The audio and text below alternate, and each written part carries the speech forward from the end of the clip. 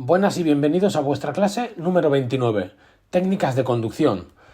Dentro de las técnicas de conducción hay tres factores que influyen muchísimo, ¿vale?, en cómo conducimos. Uno sería la visión, dónde debemos de mirar, ¿vale? La otra sería la anticipación, ¿vale?, cómo nos vamos a preparar para sucesos que todavía no han ocurrido, ¿vale?, para actuar de forma muy rápida. Y qué espacio vamos a dejar, ¿vale?, con otros vehículos. Bien, para comenzar con la visión, hemos de decir que no es lo mismo cuando conduzco en un pueblo que cuando conduzco fuera del pueblo, ¿verdad? Como en las imágenes de la izquierda. Cuando conduzco en un pueblo, mi visión se va a enfocar hacia adelante, pero mucho hacia los lados.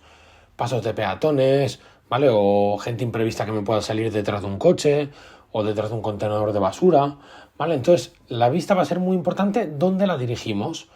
Bien, cuando conducimos, como en la imagen de abajo, pues fuera de poblado, nuestra vista tiene que ir muy lejos, ¿vale? Pero no como al vehículo verde, sino más lejos. Por ejemplo, como al negro, ¿vale? Porque así vamos a poder también anticiparnos. Es decir, si vemos que, por ejemplo, un coche empieza a frenar, pues nosotros vamos a comenzar a frenar. Y es mejor ver al que empieza a frenar primero, como es el caso del negro, ¿vale? Pero la visión no solo la vamos a enfocar al fondo o a los lados, también la vamos a utilizar para mirar por los retrovisores, para mirar qué ocurre por detrás, ¿vale? Nos dicen que cuando conducimos en una vía urbana o con un tráfico muy denso como puede ser un atasco, pues que debemos de revisar ese retrovisor cada 5 o 10 segundos, ¿vale? Y en una vía interurbana o sin tráfico, cada 10-15 segundos, ¿vale? Pero es una cosa que debemos de vigilar, ¿vale? Debemos de saber quién viene por detrás, para saber también un poco cómo conducimos nosotros, ¿vale? Si debemos de girar la cabeza, ¿vale?, por ejemplo, una incorporación para ver un poco a ver quién viene, porque por el espejo pues no se alcanza a ver del todo, el famoso ángulo muerto o lo que sea, pues tenemos permitido girar la cabeza, pero máximo 45 grados, ¿vale? Es decir, tampoco podemos mirar hacia atrás completamente. No está mal que os aprendáis estas medidas, ¿vale? Tanto en los segundos como cuánto podemos girar la cabeza. Y luego, ¿vale?, en cuanto a la anticipación, evidentemente tiene mucho que ver en la visión, ¿vale? Es decir, recordar que cuanto yo más lejos mire, pues antes voy a ver si un coche frena. Pero también me puedo anticipar de otras formas, como por ejemplo, si voy a llegar a un paso para peatones y creo que puede venir alguien, pues preparo mi pie sobre el freno sin usarlo, pero lo dejo ya colocado para frenar, para actuar rápido, ¿vale? Pero también, ¿vale?, me va a servir para adecuar mi velocidad. Es decir, si yo creo que voy a ir a un sitio pues peligroso o un poco delicado, pues me tengo que ir anticipando, ¿vale? Tengo que ir disminuyendo esa velocidad. Y evidentemente para poder anticiparme bien o para que se anticipen los demás, las luces también van a ser importantes. Es decir, si voy con un alumbrado mal puesto o sin poner, pues no voy a poder anticiparme, ¿vale? Al igual que si, por ejemplo, yo veo un atasco, pues pondré señal de emergencia, ¿verdad?, para que el de atrás sepa y se pueda anticipar a lo que hay delante de mí. Y luego tenemos el espacio, ¿vale?, que nos dicen que debemos de dejar en una vía urbana en torno a 2 segundos con el vehículo que circula delante y en una vía interurbana pues como 3 segundos. Bien. Debemos de vigilar también el espacio por detrás, ¿vale? Cuando vemos que alguien se pega mucho a nuestro culo, ¿vale?, a nuestra parte trasera del coche, como veis en la imagen ahí en el retrovisor, pues en vez de correr más, lo que debemos de hacer tampoco es frenar brusco, ¿vale?, que eso es conducción temeraria. Lo que vamos a hacer simplemente es ir un poco más suave, para que ese coche se vaya alejando, ¿vale? Pero simplemente porque cuanto más corremos, además, más se nos pega, más peligroso es, ¿vale? O a más velocidad se nos pega, entonces vamos a ir suave, ¿vale? Y ese coche, pues en principio debería de ir un poco más atrás. Pero ese espacio no solo va a ser frontal o trasero, ¿vale?, también va a ser lateral. Recordar que cuando adelantamos a bicis, ¿vale?, dejamos 1,5 metros de distancia como mínimo. Pero es que aparte, no solo 1,5 metros lateral, sino que es como un círculo, ¿vale?, como el círculo rojo que os he dibujado, es un círculo que hay que dejar alrededor de él, ¿vale? Ese 1,5 metros es alrededor, no solo lateral. Porque claro, si ese ciclista, por ejemplo, se cae, ¿vale?, pues sería peligroso. Pero también si me pego mucho a él, ¿vale?, y de repente frena. Y bueno, en cuanto al espacio, ¿vale?, como hemos dicho anteriormente, si veo que al fondo hay una retención bastante evidente, ¿vale?, que va por debajo de la mínima, por ejemplo en una autopista yo veo que la gente empieza a ir al fondo pues muy lentos, ya sea 40, 20 o parados, pues yo pongo mi señal de emergencia para que me vea el de atrás.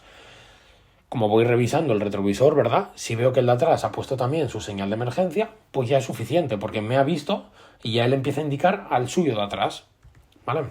Si llegamos a una curva, lo que debemos de hacer es soltar el acelerador, ¿vale? O incluso frenar un poquito para adecuar la velocidad a la curva. Cuanto más difícil sea, pues más suave deberé de llegar. Y dentro de la curva, mientras las voy haciendo, pues ir acelerando ligeramente, ¿vale? Ya para ir saliendo de la curva. Lo que no debemos hacer es ni llegar demasiado rápido, porque el coche se puede salir de la curva, ¿vale? Ni luego frenar demasiado fuerte dentro, porque entonces el coche también se va a querer salir. Es decir, sea como sea, frenar dentro de la curva va a ser malo, y si llegas muy rápido a la curva también, ¿vale? Soltamos o frenamos un poquito y vamos acelerando a medida que vamos haciendo la curva, pero suavemente, ¿vale? Y luego tenemos técnicas, ¿vale?, de conducción eficiente. Por ejemplo, cuando arrancamos nuestro vehículo, lo que no vamos a hacer es acelerar mientras lo arrancamos, ¿vale? Porque es totalmente innecesario, se puede estropear el coche, consume más, ¿vale? Simplemente nosotros arrancamos con la llave, pero sin acelerar con el pie. Eso sí, se arranca distinto un coche gasolina, veis ahí el 95, ¿verdad?, que un coche diésel, ¿vale? Tú llegas a un coche gasolina y simplemente pues arrancas y te vas, ¿vale? Pero con un coche diésel, cuando giramos la llave, se enciende ese muelle amarillo que veis abajo a la derecha, ¿vale? Y hay que esperar a que se apague. Cuando se ha apagado ese muelle, significa que ya ha calentado lo que es un poco el sistema y ya podemos arrancar. Pero vamos a hacer una conducción un poco más suave al principio, ¿vale? Hasta que coja temperatura. Cuidado porque el diésel hay que esperar un poquito antes de moverse, ¿vale? Hay que esperar. Es importante para que el coche pues nos dure mucho tiempo. Y luego, ¿vale?, en cuanto a técnicas de conducción eficiente, lo que vamos a intentar siempre con seguridad, ¿vale?, pues es intentar ir en la marcha más alta posible, ¿vale? Es decir, si yo voy por la autopista a 80 y puedo ir en quinta, pues mejor que en cuarta, ¿vale? Porque el consumo va a ser menor, el motor va a trabajar más suave, etcétera. Ese coche nos durará más, el consumo será menor. Bien, si por ejemplo vamos a buscar a alguien, ¿vale?, os habrá pasado 1000 veces que vais a buscar a alguien andando y esperáis en el portal, pero no es lo mismo un coche, ¿vale? Porque si lo dejáis arrancado más de 60 segundos, pues el consumo va a ser absurdo, ¿vale? Va a ser innecesario, etcétera. Entonces, lo que nos dicen es, más de 60 segundos, apagamos el motor para esperar, ¿vale? Si sabéis que ya está bajando las escaleras, pues evidentemente no, ¿vale?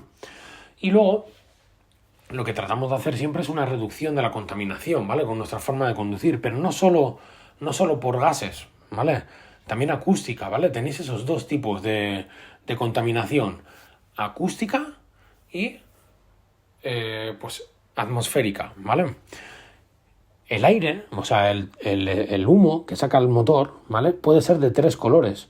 Puede ser blanco, ¿vale?, que en principio no tiene por qué ser nada malo, ¿vale? Puede ser porque el motor está frío y la temperatura atmosférica también y tal, vale, está bien. Pero si ese humo es de color azul, ¿vale?, se va a referir a que está quemando aceite de más, no debería, ¿vale?, quemar ese aceite. Entonces, cuidado, porque esto habría que revisarlo en un taller, ¿vale? Si el humo es de color negro, lo que puede indicar es que está haciendo una mala combustión el motor, ¿vale? Es decir, está igual pues consumiendo demasiada gasolina el motor para lo que debería y tal. Entonces es también una cosa para llevar al taller. ¿Qué prohibiciones tengo? ¿Vale? En cuanto a conducción, pues tengo prohibido ir con el escape libre, se suele decir, ¿vale? Es decir, sin métodos, sin estas cosas que aparecen en la imagen, que me quitan un poco ese ruido molesto en las motos, ciclomotores, ¿vale? Está prohibido ir sin ese silenciador, ¿vale? Al igual que está prohibido ir expulsando pues demasiado humo, como por ejemplo, ¿ve?, en la furgonetilla esta que veis aquí a la derecha, bueno, un 4x4, ¿vale?, que echa humo negro, está haciendo mala combustión, pues por estos dos motivos, ¿vale?, tanto por el escape libre como por gases en exceso y peligrosos, pues nos pueden inmovilizar el vehículo, ¿vale? Nos ponen un cepo y hasta que no lo solucionemos, pues nada, o lo llevemos a un taller. Y bueno, ya que hablamos de contaminación, evidentemente tenemos que hablar de zonas de bajas emisiones, ¿vale? Ya lo estáis viendo en muchas ciudades, etcétera, ¿vale? Pues en las entradas de los núcleos urbanos nos suelen poner esta señal, ¿vale? Prohibido la entrada de vehículos que no tengan pegatina 0, eco o C, ¿vale? Y hay más pegatinas y os las tenéis que aprender. Os las pongo un poco de sopetón así de golpe, ¿vale? Existen todas las que veis en esta imagen, ¿vale? Entonces, para memorizarlas un poco, pues evidentemente podéis ir un poco por colores, ¿vale? Amarillo es el más contaminante, que es la B. Después está la C, luego el eco y luego el 0, ¿vale? Va en ese orden, de más contaminante a menos. Sí es verdad que tenéis que saber un poco, ¿vale? Qué vehículos entran dentro de estas categorías, ¿vale? Gasolina y diésel lo meteríamos en B y C, ¿vale? Y hay que aprenderse las fechas, ¿vale? Del 2000, gasolina, ¿vale? Matriculados a partir del 2000, gasolina son B, y a partir del 2006, diésel son B, ¿vale? Si pasamos a C, sería gasolina a partir del 2006 y diésel a partir del 2014, ¿vale? Si luego entramos ya en vehículos eco, entrarán híbridos enchufables, no enchufables, propulsados por gas natural o por gas natural y petróleo, ¿vale? Es decir, los que combinan, ya sea pues gasolina, por ejemplo, y gas, si es una combinación, ya no es B ni C, es eco, ¿vale? Es mejor y es eco, ¿vale? Y la diferencia que hay que hacer entre el eco y el 0 es que en el 0 entran todos los eléctricos. Eléctrico ya 100%, ¿vale? La que sería bastante difícil si os entra sería la diferencia con híbrido enchufable, que está en los dos, está en eco y está en 0 emisiones, ¿vale? Pero la diferencia es que en el 0 tiene una autonomía mínima de 40, ¿vale? En el caso de los eco es una autonomía inferior a 40. Esa es la diferencia, ¿vale? Espero que nos entre, pero bueno, esa sería un poco la más a pillar, ¿vale? Esa diferencia. Entonces sí que le tenéis que dar una vuelta a las fechas. Creo que es bastante fácil si memorizáis gasolina año, diésel año de ambas y la diferencia de los híbridos, ¿vale? Y nada, con eso terminamos la clase de técnicas de conducción, ya sea preventiva o de conducción eficiente. Espero que os haya gustado y que me sigáis, ¿vale? Para más vídeos. Darle like. Nos vemos en la próxima.